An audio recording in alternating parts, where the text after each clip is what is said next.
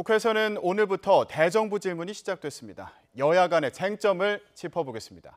김현성 동국대 겸임교수, 김형준 명지대 교수와 얘기해 보겠습니다. 두 분 안녕하십니까? 네, 안녕하세요. 네, 대정부 질문 오늘 10시부터 시작이 됐는데 외교 통일 안보 분야를 중심으로 먼저 얘기가 진행되고 있습니다. 일단 쟁점을 짚어봤으면 좋겠습니다.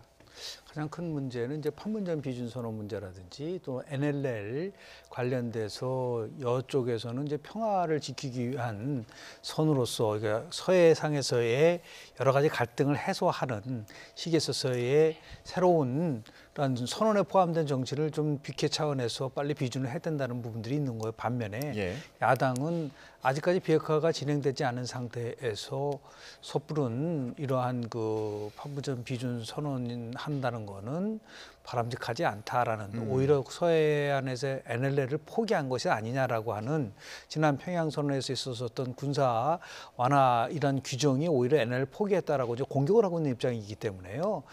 다만 이제 우리 대정부 질문 제도라는 것이 대통령제를 채택하고 있는 나라에는 없습니다. 우리나라만 갖고 있는 그런 독특한 제도인 거예요. 그래서 내각제를 채택하고 있는 나라 속에서는 이제 총리와 야당의 대표가 1대1로 하는, 영국 같은 경우는 그렇게 합니다. 근데 미국 같은 대통령제를 채택하고 있는 나라에서는 현안이 있으면 바로 상임위 차원에서 청문회를 하는 그런 절차를 거치는데 우리는 이게 이제 내각 책임제적인 요소가 같이 결합이 돼 있기 때문에 이런 대정부 질문을 아주 당연한 생각을 하고 있지만 대정부 질문의 가장 중요한 기능은 행정부를 견제하는 기능입니다. 그러니까 정부가 어떤 부분에 대해서 일을 하고 있는지를 국민에게 대신해서 질문하고 그걸 또 추궁하는 거기 때문에 중요한 행정부 견제 기능 중에 하나인데 이 대정부 견제 기능이 제대로 작동되기 위해서는 아직 굉장히 현안 중심으로 가고 정책 중심의 이러한 대정부 질문이 돼야 되는데 간혹 가다 보면은 이것이 너무 지나치게 여야 간의 이러한 정당 간의 대립적 구도라든지 아니면 이제 또 선거가 가까이 오면은 선거에서 유리하게 자신의 입장을 옹호하기 위해서 이런 전략적 차원에서 접근한 경우가 많습니다. 그래서 최근에는 이 대정부 질문 제도의 무용론까지 나오고 오히려 갈등을 촉발하는 이러한 그런 장으로 전환된 부분들이 있거든요. 지금도 마찬가지입니다. 그러니까 차분히 어떤 것이 국익을 위하고 어떤 것이 이제 평화를 위한 것이냐에 대한 그러한 논의를 하는 것보다는 여야 간에 그냥 정쟁으로 그냥 치닫게 되는 그런 식으로 대정부 질문이 갖고 있는 고유 기능이 많이 훼손된 상태라고 좀 말씀을 좀 드리고 싶습니다. 그러면 교수님께서는 지금 북한 비핵화 문제와 관련해서 야권에서 제기하고 있는 뭐 지적이나 이런 부분들도 정쟁화되어 가고 있다 이렇게 말씀하시는 건가요? 지금 한반도 평화체제 구축을 반대하는 사람이 대한민국에 있나요? 문제는 뭐냐면 이러한 판문점 비준 선언과 관련돼서 핵심적인 사항이 결국 북한의 비핵화가 실질적 조치를 취했느냐라는 부분이기 때문에 이런 실질적 조치를 취하기 위해서라도 비준 선언을 해야 된다는 여당과 그것이 아니라 비핵화의 실질적 조치 후 판문점 비준 선언이라는 것이 지금 충돌하고 있다는 것이죠. 그런 의미에서 봤을 때 저는 어차피 2차 북미 정상회담이 있고 비핵화 관련된 실질적 조치가 아마도 많은 부분 속에서 기대되고 있는 거가 있지 않습니까? 그렇기 때문에 저는 좀 차분하게 이 부분을 좀 지켜보고 누가 보더라도 북한이 정말 실질적인 비핵화 조치를 취했다라고 하는 그런 가시적 성과가 나온다고 한다면 저는 뭐 야당도 거기에 대해서 반대할 이유도 없고 반대해서도 안 되고 더욱더 빠르게 이런 비준 선언이 이루어질 수 있을 가능성은 좀 있다고 보기 때문에 앞으로 한 달 내에 한반도를 둘러싼 정치적 지형을 포함해서 안보 지형이 어떻게 변화될 것이냐가 굉장히 중요한 하나의 그 쟁점이 될 거라고 저는 봅니다. 그런데 또 야당 입장에서는 앞서 이제 이루어진 평양 선언 관련해서 여러 가지 뭐 문제가 있다 이렇게 지적을 하고 있는 상황인데 아까 말씀해 주신 것 중에 하나가 바로 NLL과 관련된 부분입니다. 평화 수역을 설정하는 과정에서 뭐 NLL과 관련해서 우리가 지나치게 양보를 한 거 아니냐 이게 자유한국당 쪽에서 지적을 하고 있는 상황인데요. 이건 어떻게 봐야 될까요? 그러니까 이거 따로 떼놓기는 어렵고요. 그러니까 남북 간의 군사 합의 안에 육군, 그러니까 육군은 예를 들면 군사 분계선을 기준으로 5km 내, 그리고 공군, 뭐 예를 들면 서해. 근데 이게 지금 남북 간에 NLL, 그러니까 북방 한계선과 북한이 얘기하는 서해 경비선이라고 있어요. 그러니까 상호 간의 기준이 똑같으면 이 문제가 없었을 텐데 계속해서 노무현 대통령과 관련돼서 남북 정상회담 때도 그랬었고 연평해전 문제도 그랬고 계속해서 서해에서 이 NLL과 관련된 사건 사고가 굉장히 많이 일어났었거든요. 그래서 이제 평화를 지향하는 사람들의 상상조 사람들이 결국은 그 가상의 선이 과연 뭐가 중요하느냐, 결국은 상호 간에 합의를 해서 공동 경비 수역으로 하고 공동 어로를 하자라고 한 거예요. 그래서 지금 국방부가 얘기하듯이, 야당이 얘기하듯이 북한은 뭐 50km 정도를 양보했고 우리는 80km 정도를 양보했다. 그래서 남쪽으로 훨씬 더 긴 공동 수역이 있다. 그래서 우리가 네. 30km 정도 양보했다라는 게 이제 쟁점인데, 결국은 이제 국방부가 얘기하기는 단순히 결국은 그 길이를 볼 것이 아니라 그 안에, 그러니까 예를 들면 북한의 50km 안에 훨씬 더 이렇게 포대나 결국은 북한의 전략 자산이 많이 들어있다는 거죠. 우리 대한민국 80km 안에보다 북한의 50km 안에 훨씬 더 많은 자산이 들어있기 때문에 그 길이는 그렇게 중요하지 않다라고 얘기하는 거예요. 근데 결국은 이 문제는 어느 하나가 통 크게 양보하거나 통 크게 결단하지 않으면 계속해서 풀리기 어려운 문제였거든요. 근데 이번 참에 남과 북이 군사 합의를 통해서 상당히 진전된 결과, 그리고 상당히 어떤 논리적 결과를 가지고 결정을 했기 때문에 저는 그렇게 색안경을 빼고 볼 필요는 없겠다라는 생각. 그리고 예. 결국은 평화를 지키기 위한 조그마한 대가가 될 수 있지 않을까라는 생각이 듭니다. 예, 이 서해 완충지대를 설정하는 과정에서 우리 정부가 북한에 지나치게 양보를 한 거 아니냐, 이게 지금 자유한국당에서 나오고 있는 지적인데, 이런 부분이 대정부 질문에서도 다시 얘기가 나오는 부분은 어떻게 보시나요? 일단 대정부 질문이라는 거는 굉장히 제한적인 거예요. 원래대로 따지면은 이러한 현안에 대한 아직 방향성에 대한 얘기가 나오면 바로 우리 그 각 상임위가 있지 않습니까? 상임위는 뭐 국방위원회가 있다고 한다면 이 국방위원회에서 이 문제와 관련돼서 심층적으로 논의를 해야죠. 그래서 관련자를 불러서 이것이 정말 우리가 양보한 것이냐, 아니면은 서해상에서의 가장 주 목적인 무력 충돌을 방지하기 위한 것이냐에 대한 부분들이죠. 그러니까 미국은 의회가요, 청문회로 시작해서 청문회로 끝납니다. 그 이유는 뭐냐면 이 문제와 관련돼서 청문회를 열 필요가 있어요. 왜 그러냐면 미국에는 청문회를 하는 이유는 뭐냐면 의원들이 모든 지식을 갖고 있는 것은 아닙니다. 국방위원들도 마찬가지고요. 그러면 가장 중요한 이란 그 부분에 대해서 전문성을 갖고 있는 분들을 국회 차원에서 청문회를 열어서 이것이 갖고 있는 여러 가지 배경, 함의, 효과 이런 것들을 의원들이 그 청문회 과정 속에서 인지하고 학습하고 그리고 판단할 수 있는 기준을 가져간다는 거예요.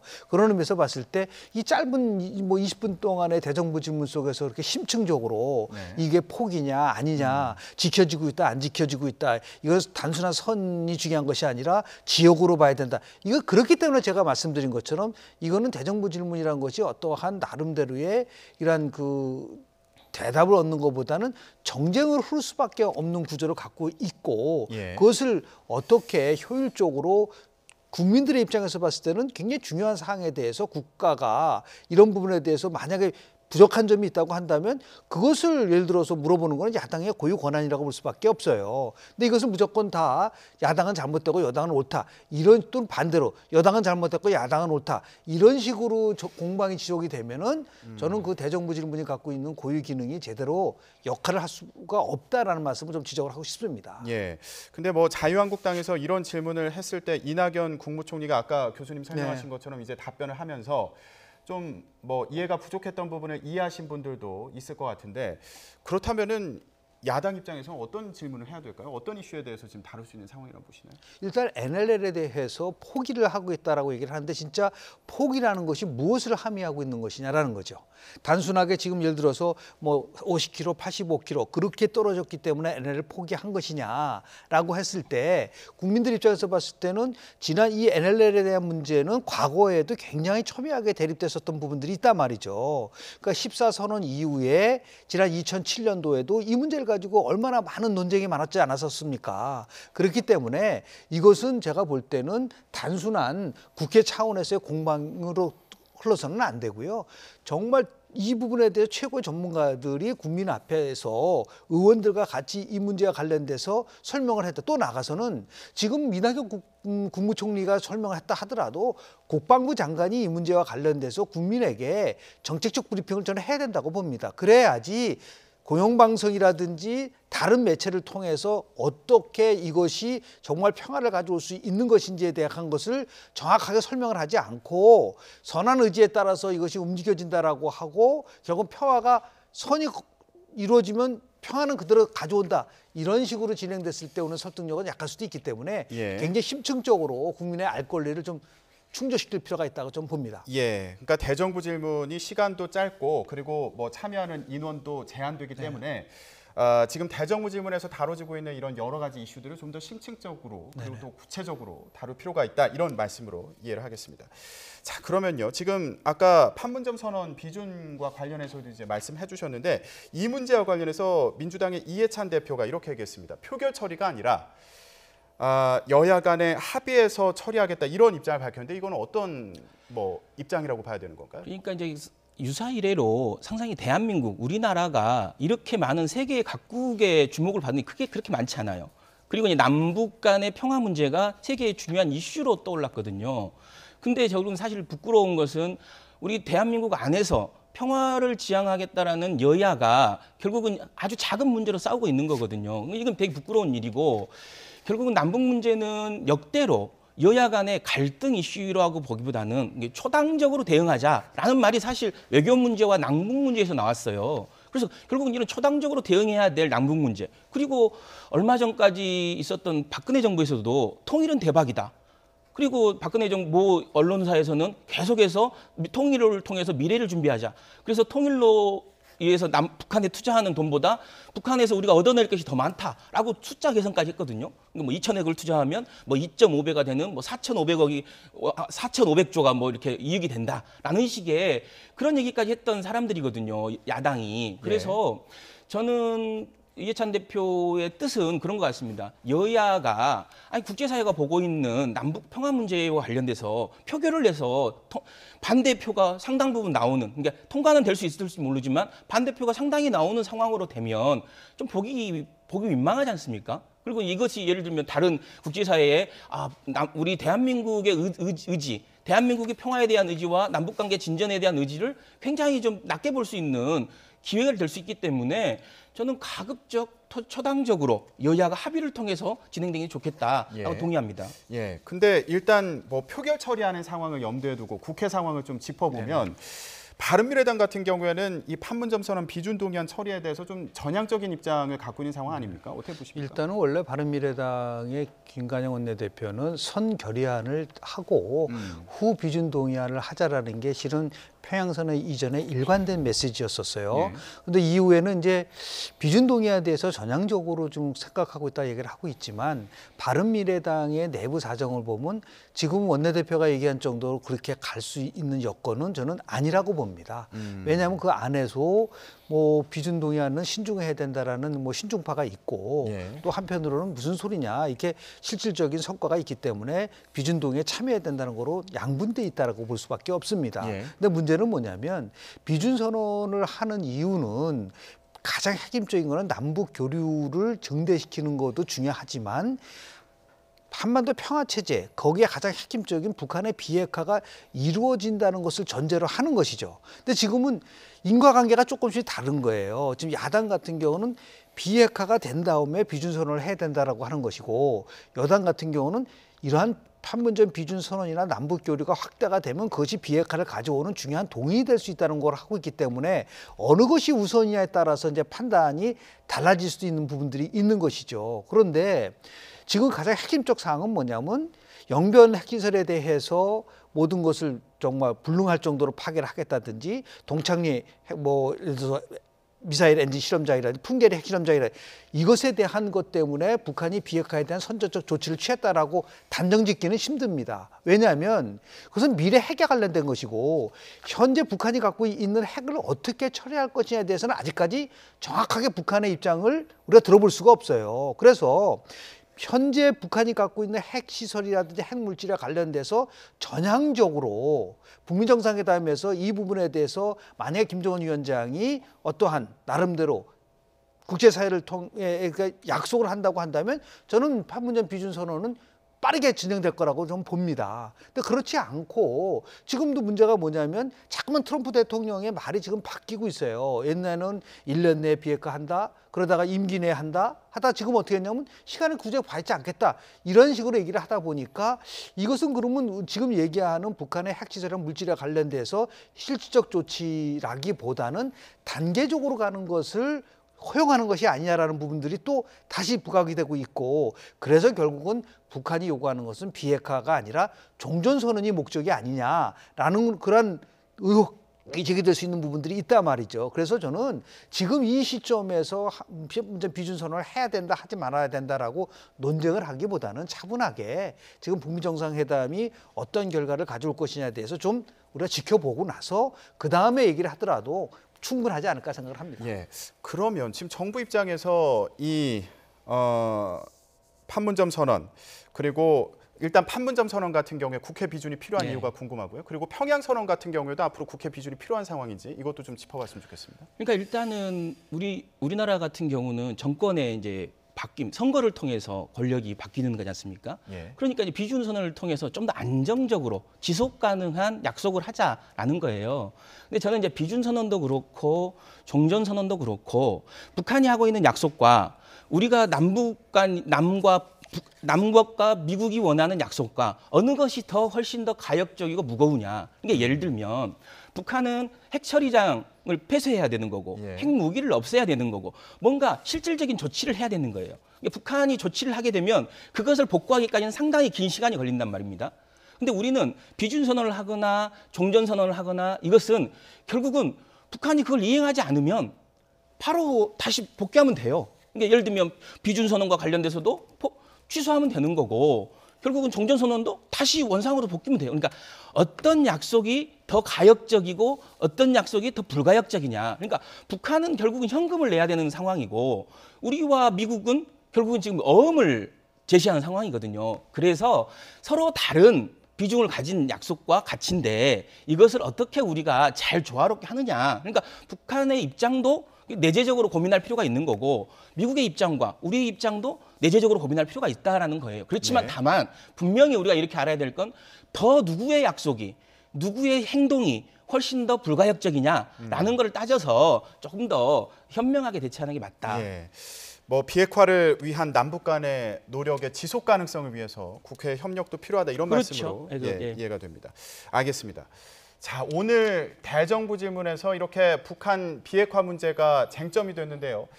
이 문제 외에 또 쟁점이 된 사안이 있습니다. 어떤 내용인지 보고 오겠습니다.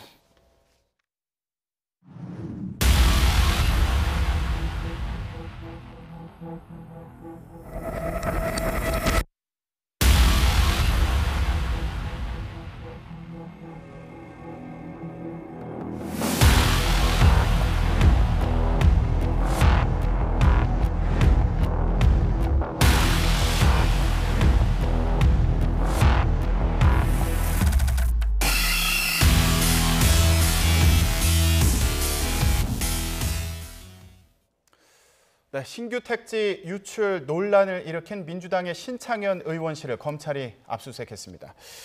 자, 교수님, 일단 국회에서는 앞서서 심재철 의원실에 대해서 검찰이 압수수색을 하면서 또 여야 간의 논쟁이 붙은 상황이었습니다. 그런데 이번에 신창현 의원실, 민주당의 신창현 의원실을 압수수색하면서 다시 또 논쟁에 불이 붙는 것으로 보이는데 일단 자유한국당에서는 심재철 의원실에 비해서 지금 신창현 의원실 같은 경우는 압수수색이 너무 늦은 거 아니냐 이렇게 주장하고 있습니다. 예, 어떻게 봐야 될까요?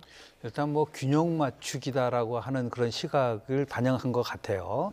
예를 들어서 신창현 의원에 관련돼서는 검찰 고발이 훨씬 이전에 이루어졌는데도 불구하고 늦장 수사를 하다가 결국은 지금 심재철 전 의원에 대한 압수수색 때문에 같이 함께 갈 수밖에 없는 구조로 간 게 아니냐라는 지적을 하고 있는 것이죠. 예, 자유한국당에서. 네, 자유한국당. 이건 야당의 지금 주장입니다. 예. 근데 지금 이해찬 지금 대표가 얘기한 거는 뭐냐면 지금 신창현 의원이 보신 그 정보는 기밀이 아니기 때문에 문제가 되지 않는다라고 지금 얘기를 했어요. 그런데 실제적으로 그것이 기밀이냐 아니냐라는 것은 이거는 뭐 이해찬 대표가 판단할 수 있는 사항은 저는 아니라고 봅니다. 지금 마찬가지인 것이죠.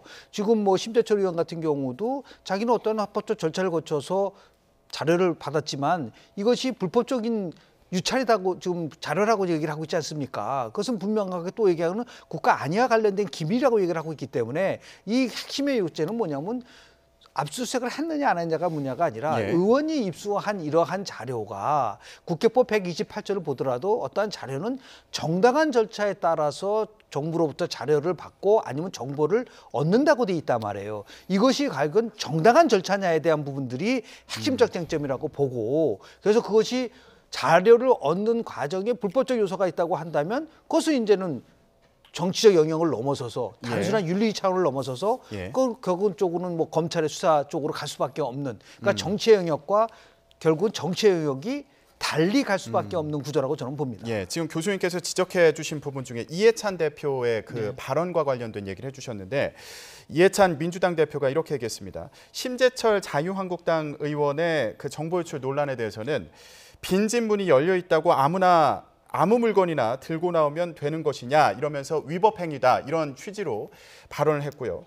그런데 신창현 민주당 의원 압수수색과 관련해서는 압수수색이 적절한지 법률적인 검토를 해봐야 될 것 같다 이렇게 얘기했습니다. 이 부분을 좀 지적을 해주셨는데 어떻게 보시나요? 저는 뭐 검찰의 판단이라고 일단 보는 거고 다만 두 사안을 조금 다르게 봐야 된다. 왜냐하면 그 두 사안이 벌어지고 나서 두 의원이 취한 태도만 봐도 완전히 다르지 않습니까?